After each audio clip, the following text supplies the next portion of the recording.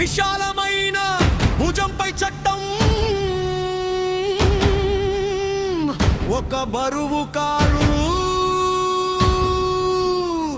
ఒక బాధ్యత.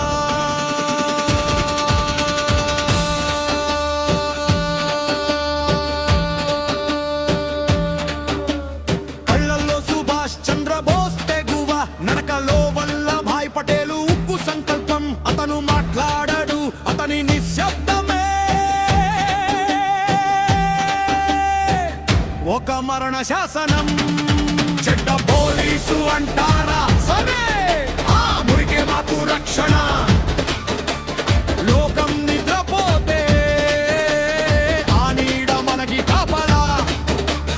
అతను చట్టానికి ఉన్న బలం, అన్యాయానికి ముగింపు పలికే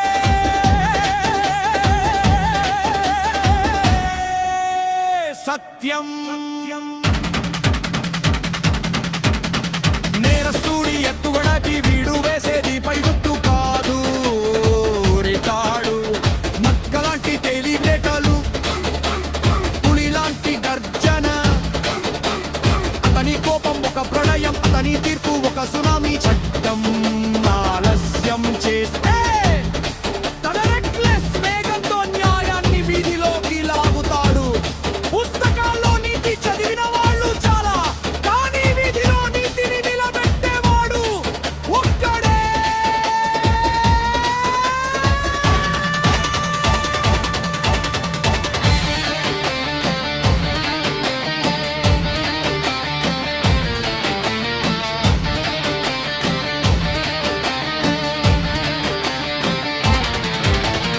అకివేను ఒక గాయం ఉంది, అది ఎవరికి తెలియని బ్లడీ హిస్టరీ.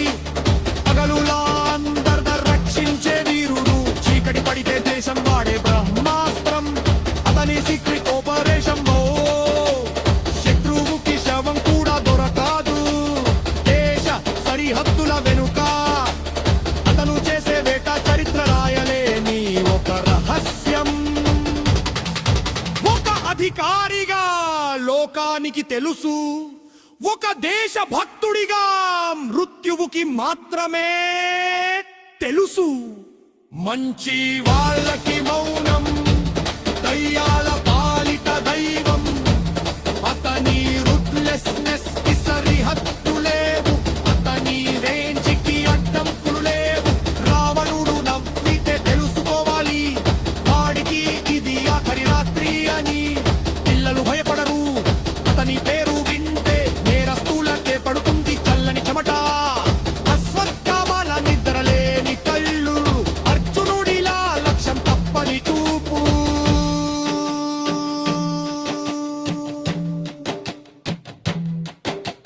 హీరోలు తెర మీద రక్తం కారుస్తారు, ఈయన వీధిలో రక్తం ఆపేస్తాడు. నగరం ప్రశాంతంగా ఊపిరి తీసుకుంటోంది అంటే